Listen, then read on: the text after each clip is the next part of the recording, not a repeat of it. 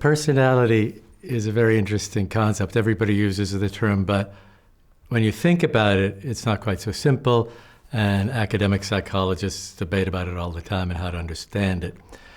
I think personality is the kind of automatic, instinctive ways that we think, feel, and act. It comes naturally to us. And when you're treating somebody with personality disorder, they say, this can't change, it's just who I am. But the question is, how do we become who we are, and what determines who we are?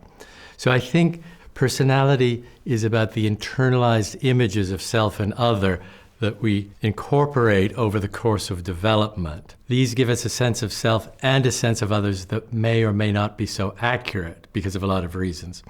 So a person with a personality disorder, we see them as having an internal sense of self and others that is not accurate. Given that, you could say, oh, it's a cognitive problem. It's just about how they think. But we know from brain studies and from our clinical work that it's also a very emotional problem. It's the gut reaction you have to the slightest trigger event.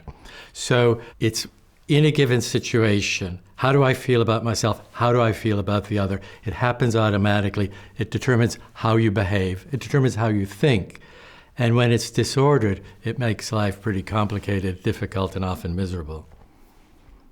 Thank you. Is that clear? Yeah, that is clear. Okay, yeah. Because I always feel like it's such a grand term, personality disorder, and to parse out what is personality. Yeah, can I give you a simple example? Yeah, because I think examples help.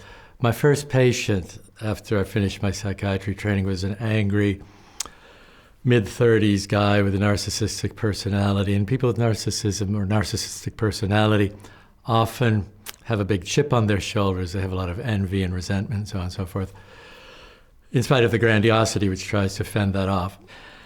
In sessions, I was used to his being very critical of everything I said and finding me stupid and so on and so forth. That goes with the territory.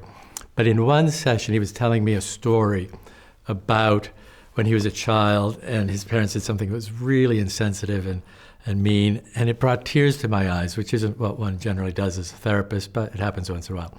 So he looked at me and he said, "You have tears in your eyes?" So I said, "Yes." And he scrutinized me and he leaned forward and said, "You're mocking me." So that's where his personality interfered with his ability to interact with the outside world. He took what most people would find clear evidence of sympathy or empathy and turned it into the opposite. That's what we call the distortions based on personality disorder. In other words, the internal images one has of self and other may not correspond so well to the external reality, and people live more in response to their internal images than to what's really going on around them.